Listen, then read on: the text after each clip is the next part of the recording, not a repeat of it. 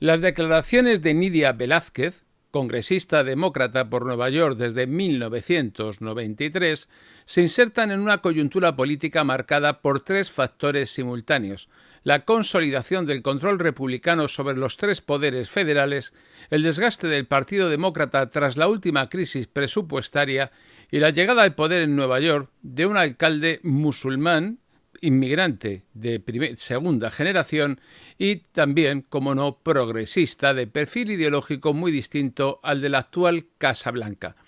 La entrevista publicada por El País el día 9 de noviembre, donde Velázquez afirma que el país, abro comillas, se encamina hacia una dictadura y que su entorno se está preparando por si Trump manda a las tropas, no puede interpretarse como una denuncia formal. Es la expresión de alarma política dentro de un clima de polarización que ha reducido el margen de cooperación entre las instituciones federales locales. Desde un punto de vista factual, la congresista no presenta pruebas de que exista una orden o incluso un plan para desplegar tropas federales en Nueva York. Se refiere a un escenario hipotético basado en antecedentes ocurridos durante el primer mandato de Donald Trump, cuando el gobierno federal envió agentes de seguridad a Portland y otras ciudades sin consentimiento local, alegando motivos de orden público. Aquellos episodios crearon un precedente que hoy se percibe como una posibilidad cierta.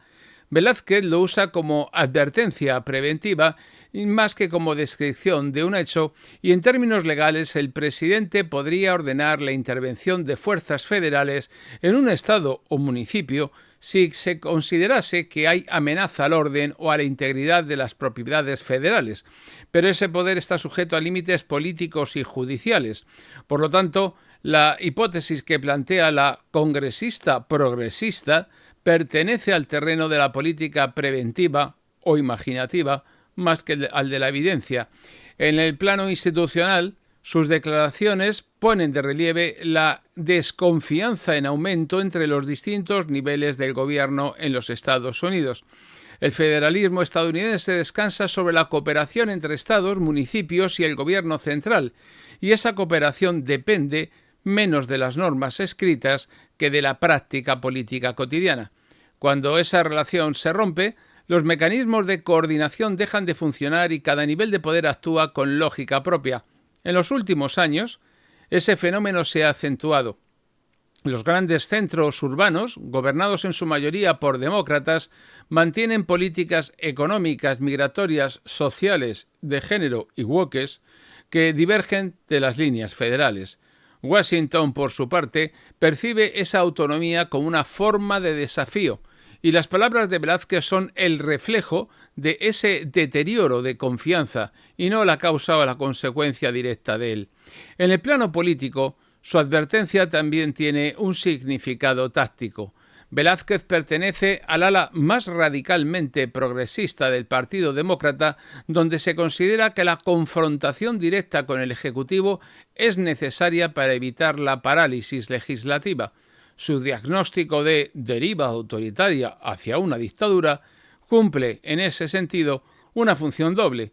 Por un lado, intenta movilizar a su base electoral demócrata y, por otro, señalar a la opinión pública la necesidad de reforzar los contrapesos institucionales. En términos partidarios, esta estrategia puede ser eficaz para mantener la cohesión interna de las filas progresistas en un momento en el que el liderazgo demócrata carece de una figura nacional unificadora. No hay quien represente y dirija a los demócratas. Sin embargo, esa misma retórica conlleva un riesgo, porque amplifica la percepción de crisis permanente y contribuye a erosionar la confianza ciudadana en la estabilidad del sistema. Por lo tanto, el valor de su declaración es político y debe interpretarse dentro del ciclo electoral que ya se proyecta hacia 2028. Desde la perspectiva del Ejecutivo, el discurso de Velázquez puede leerse como un intento de anticipar una narrativa de victimización ante posibles medidas de control federal. En la práctica, el presidente no necesita en realidad desplegar tropas para reforzar su autoridad sobre las ciudades gobernadas por la oposición. Basta con condicionar el flujo de fondos federales o retrasar la aprobación de proyectos de infraestructuras para debilitar las administraciones locales, y en ese sentido La tensión entre la Casa Blanca y Nueva York se desarrolla principalmente en el terreno financiero y regulatorio más que en el de la fuerza o el militar. La mención a las tropas funciona en este caso como una cierta retórica confrontativa que sencillamente no guarda relación con el conflicto de competencias que pudiera darse. La realidad es que la Administración Federal de Donald Trump dispone de instrumentos legales suficientes para presionar sin recurrir al uso directo de la fuerza. El segundo elemento relevante de la entrevista es la afirmación de que Estados Unidos se encamina hacia una dictadura, nada menos. En términos estrictos, el sistema institucional sigue operando, el Congreso legisla, los tribunales emiten fallos y las elecciones mantienen su regularidad.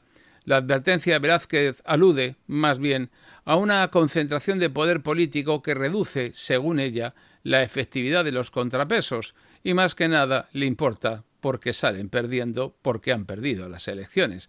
En los últimos años, el uso extensivo de órdenes ejecutivas, la polarización que va en aumento y los nombramientos judiciales y la parada legislativa han generado todo ello una presidencia más poderosa que la prevista por los redactores de la Constitución.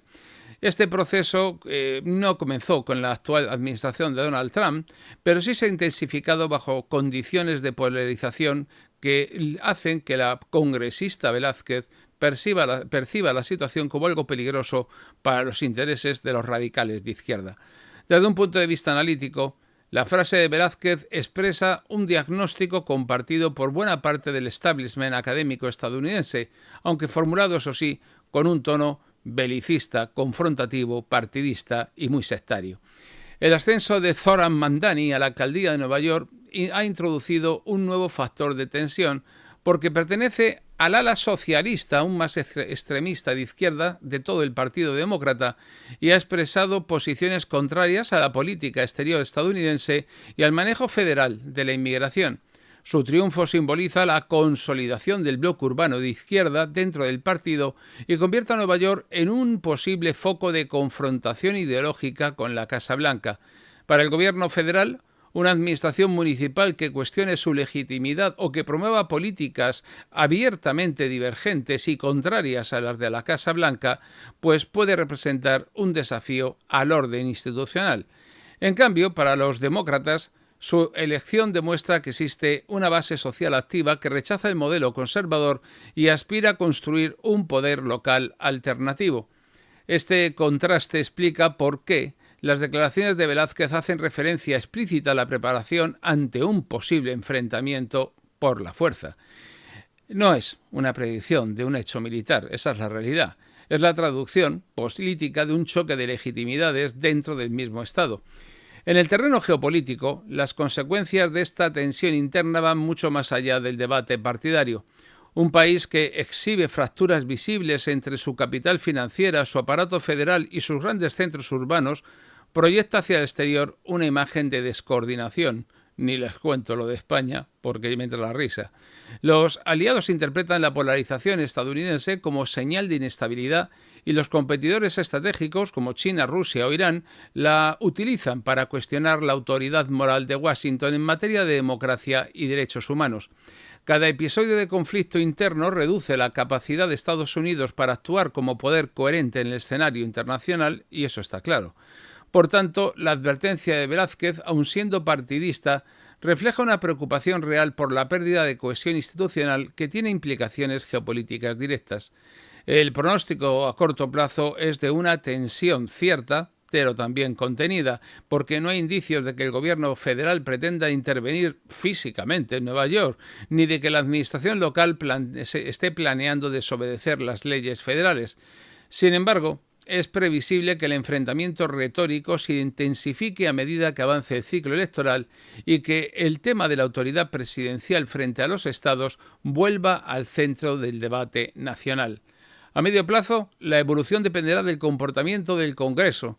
Si persiste el bloqueo legislativo y el Ejecutivo continúa gobernando por decreto, la polarización se transformará en parálisis. Si por el contrario se restablece un mínimo de cooperación bipartidista, las instituciones conservarán su funcionalidad.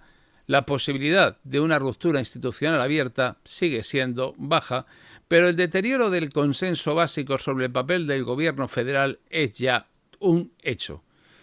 En conclusión, las palabras de Nydia Velázquez tienen valor político y simbólico más que jurídico o incluso práctico. Reflejan la tensión entre un poder federal cada vez más centralizado y unas autoridades locales que reclaman separarse de las políticas que marca el gobierno. No prueban la existencia de una deriva dictatorial, pero sin embargo crean una narrativa acusando al gobierno de ella, y así ilustran la pérdida de confianza en el equilibrio que definió la democracia estadounidense durante más de 2 siglos, o presunto equilibrio. El triunfo del nuevo alcalde musulmán en Nueva York actúa como catalizador de este conflicto.